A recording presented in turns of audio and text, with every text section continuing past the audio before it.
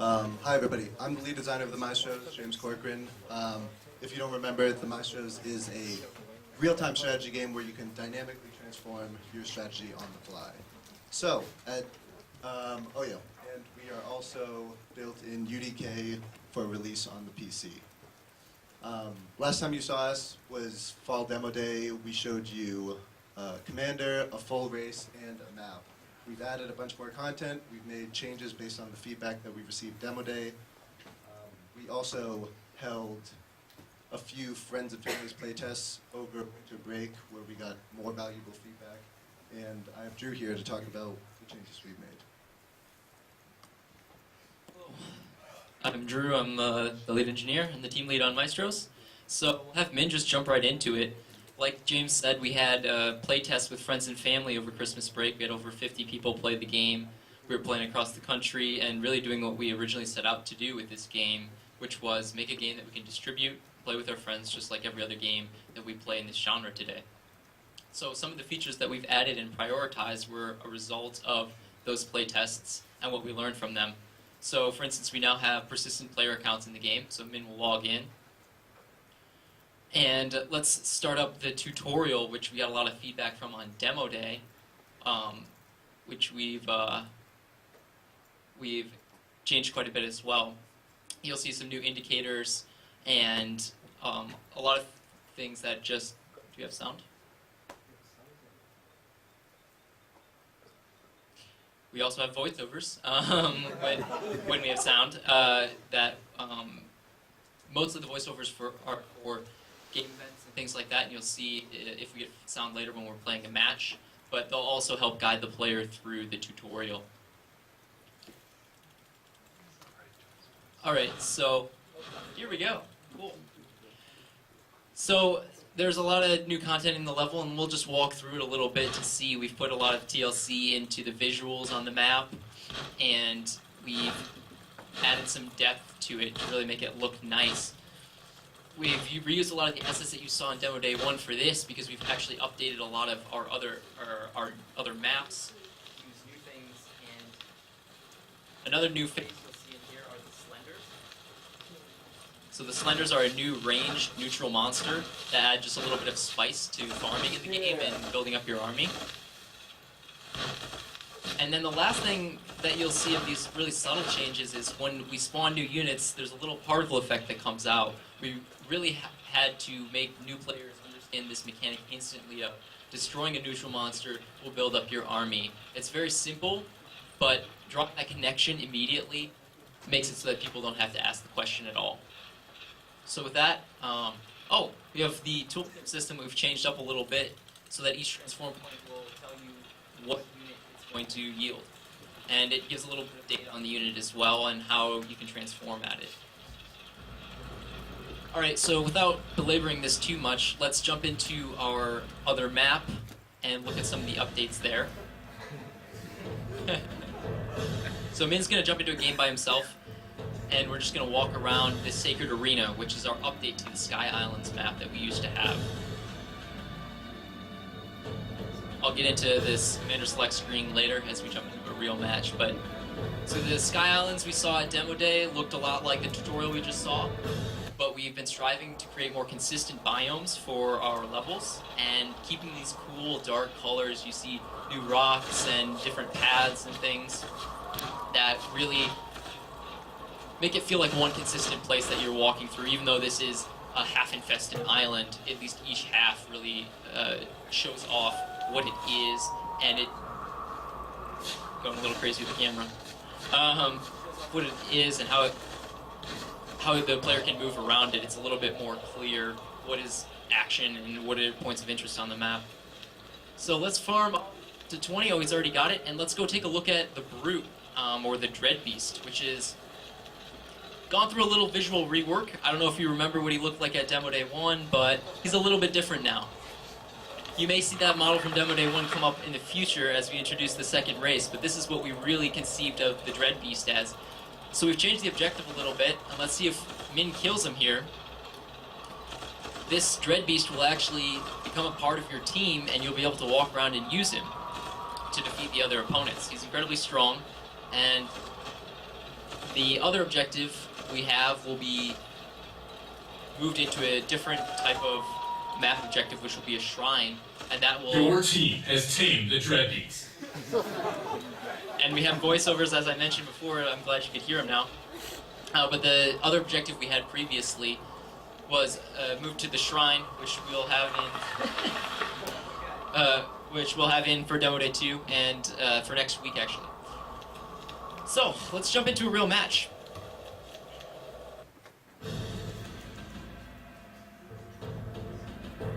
We're going to actually play on one of our new maps, which is Terra. We have 3 maps in total that we're using now. We have the Sacred Arena, which is the 3v3 map that you saw before. We have Terra, which is a large 3v3 map. And we have Fissure, which is a 1v1 map, where we're introducing a new game type to allow dual type play. We'll jump into Terra here and get our other players in the room inside. Looks like we have everyone, so we'll move into Commander Select. So Commander Select introduces our new commander, Rosie the Chronomeister. So let's have Min play as Rosie. So Rosie, which means she gets to manipulate time, and you'll see her ability as we play through a match. So let's get started. If everyone could select commander and lock in.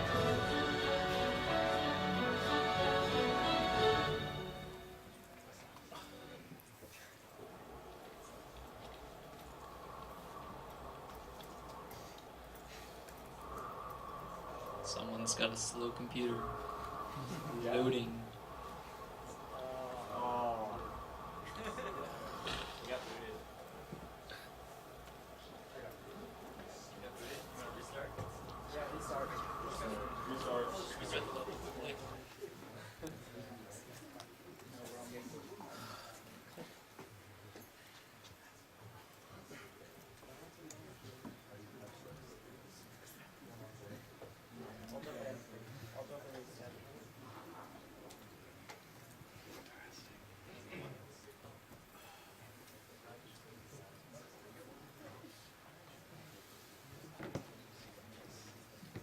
So, what you'll see with Rosie's new ability is she's a pretty exciting commander, so I told you she manipulates time. But what she'll do is she'll drop a time bubble on her location, and all units in there will be frozen. They won't be able to move or animate, and it's incredibly powerful, but it lasts for a short duration, and you have to get in close to use it with a really squishy but powerful champion, which is Rosie. I'll get the game started here again.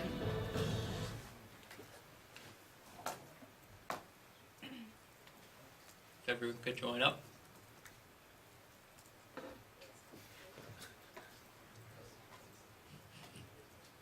How we doing out there, guys?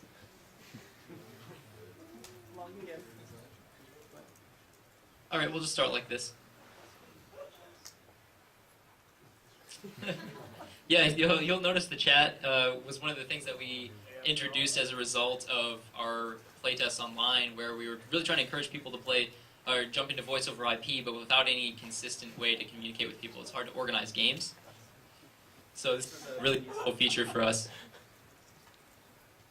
Alright, let's get the game started here. Do we have one more player? Okay, cool. Oh. I can't carry the team with it. Alright, let's just get started.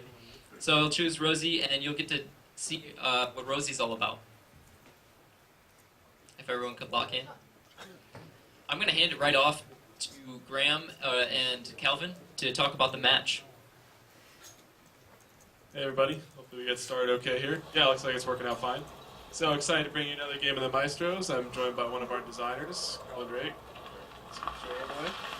And I'll hand it off to him to talk about Rosie and what she brings to the table differently from the original commander.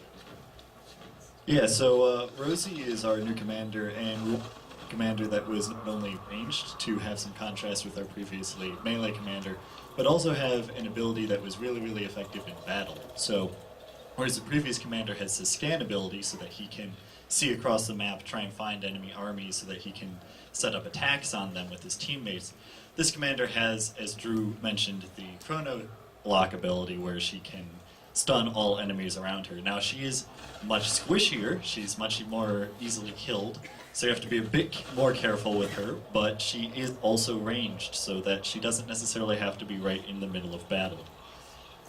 So right now we can see Min is just farming up his army.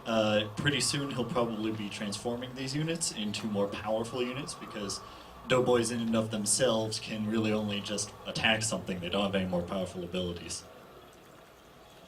So yeah, that's always the trend of the early game, is to try and farm up as quick as you can, hit your pop cap, and then try and sense what the enemy's doing and adapt your unit composition to counter them. Or also, look at your teammates, what they're doing. There are certain combinations that synergize really well, give you either map control, area denial, or just a lot of damage. So this team's going to try and take over the Brute right here and get it on their side. It's a pretty powerful unit. And if you can get it over early especially, you can start to snowball and really start taking speed. Your team has tamed the Dread Beasts. There goes the voice effects. That's part of the game. That's what makes us AAA people. It's the voice acting. So anyway, pretty soon we'll probably see a confrontation here between the teams. And I can't really see the mini-map over there, so it's hard to tell. But yeah, so game stayed pretty quick, fast paced. We've been tweaking a lot of the units based on our feedback from demo day, things like that, and kind of re-examine what roles we want. Your team has destroyed the shrine. Oh, that's the tough part. And so it should be mentioned that this map is actually intentionally much bigger than the Sky Islands map, which is why both teams may be having a bit of issue encountering each other. But in the bottom hand section of the map, it appears as though there is a battle going on. One red commander who has gotten his army absolutely destroyed, now running away from two blue commanders. We're going to see if he gets any sort of backup given to him, or whether he ends up just running himself into a An corner. allied commander has fallen. An Or- enemy commander has fallen. Alternatively, tried to kill by using his army that was running while his commander was distracting everyone else. Another kill coming up here for the blue team, looks like. An enemy And, commander has You see the fallen. oiler there being used to hold him in place. It's a very useful tactic.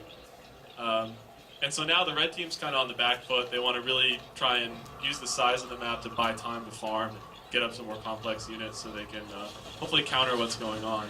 One advantage you do have after dying is you kind of know what the other team has unit composition wise. So while you can trade back your units into doughboys and change up your unit composition, a lot of times people would rather focus on denying farm or trying to maintain map control. So you can, when you respawn, come back, you can use that information and try to transform a composition that's going to be strong against what the enemy has. So here we've got a player with a Brute and a bunch of doughboys who's going to need to find a point to transform those into something more useful. And again, it's a larger map, so teams got looking around, trying to grab an advantage. We've been, the Brute and the Nexus, which you saw we don't have an asset in for, are kind of objectives. They're an attempt to give more predictability in the way matches are going to play out. Give teams The more. enemy has destroyed So there's the another shrine. fight coming up. You see the Sniper Mine ability being cast there, or was about to. Can't change his mind. And there's An the enemy time freeze by commander has Rosie. fallen. So time freeze really powerful, locking commanders down, getting kills. An enemy commander has fallen. Back up. As you can see, the time lock ability is also very good for barely surviving, as Min gets away with about 10 health left on his commander by locking the enemies up at the very last second, preventing them from attacking and allowing him to live through the fight. This gives him a really huge advantage because every time your commander dies, the rest of your army dies with them. So he would have lost the Dread Beast. As is, he still gets it, and he gets a really, really, really early spot on the next enemy commander. This is pretty much a dead end right here, so I can't really see him living through this. Especially when standing in Oiler Tar Splotch. We have Skybreakers coming in, potentially going to try and get a pickoff kill. Min's commander is very, very low, and ends up getting slain right before he gets the trade on the red team. That's big danger with Skybreakers. They give you a ton of mobility and a ton of burst damage, so if you're not careful, they can snipe you out when you think you're winning. And that was a good trap there by the red player to lure him in, so big plays. But still, red team's at a pretty big disadvantage right now. Now, when the lives have ticked down to 0, that means you have no respawns left for your team, so it's basically sudden death. When all the commanders are dead, that's it.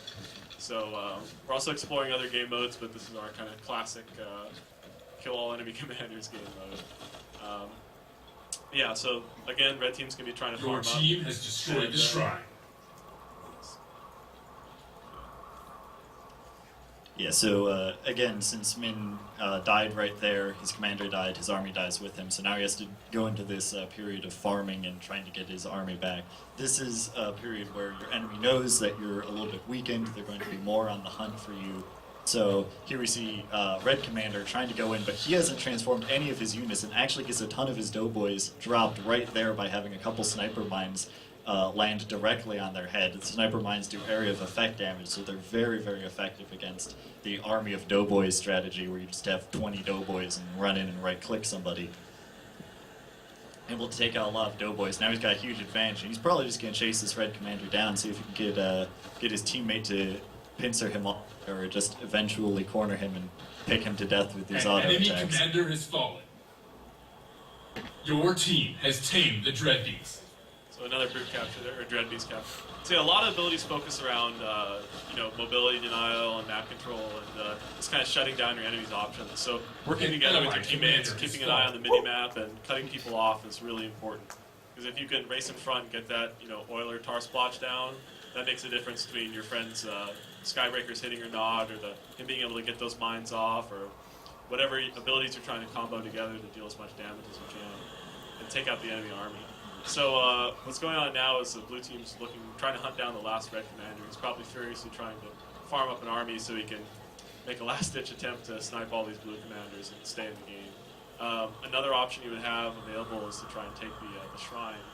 And so as you can see, he did go for a snipey build here. He's got a bunch of Skybreakers. He's got the blue commander out in the open, but he knows that in a sustained engagement, he's just going to get worn down. So red player right now is just trying to use his mobility to his advantage and snipe out commanders, and well, so much for that. So dire straits here. He was attempting to run away from the red team there, ended up getting his Skybreakers taken out by the same mine drop strat that took out his doughboys earlier.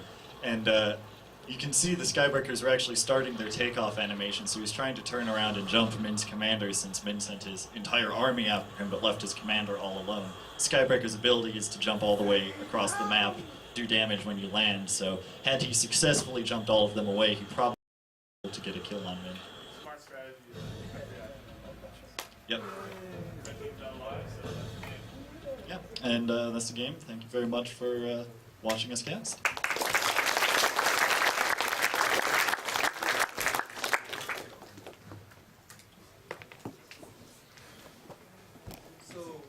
That's what we have currently, and that's what we have going into GDC over spring break. But to wrap everything up, I kind of want to touch on the things that you can expect at Demo Day come May 14th. So some of the features that we're currently working on that you can expect to see are bots. That way you don't need to have many friends to play the game. You can grab like Conrad and Lane and be like, hey guys, I want to play a 3v3. Let's just play against some bots. Another thing that you'll notice come May 14th are much more polished UI as well as a lobby system. That's going to be in 3D rather than these kind of janky engineering art. This way, when you're selecting your commander, it's that much more gratifying to make a very, very solid choice. In terms of content, Drew touched on the 3 maps that we'll have going into GDC, Fissure, Terra, and the Sacred Arena. But we're also working on a 4th map that Calvin is currently developing for 2v2. And then Graham also touched on the game modes. This way, we have a different kind of game mode for each of the matchups. But the most exciting thing that that you'll see come May 14th is the Alchemist race, which we like to call, or which we have named the Alchemist of Regulus. So, here are some of the units. Just hit again. As you can see, we have a lot of content already from the art team. We just need to implement it in the code and link up their animations so that come May 14th, we won't just see Teutonium versus Teutonium. We'll see engineers versus scientists. But at the end of the day, what we want is not just a product to show off, but a service that we can fully support. And that is it. That is the Maestros.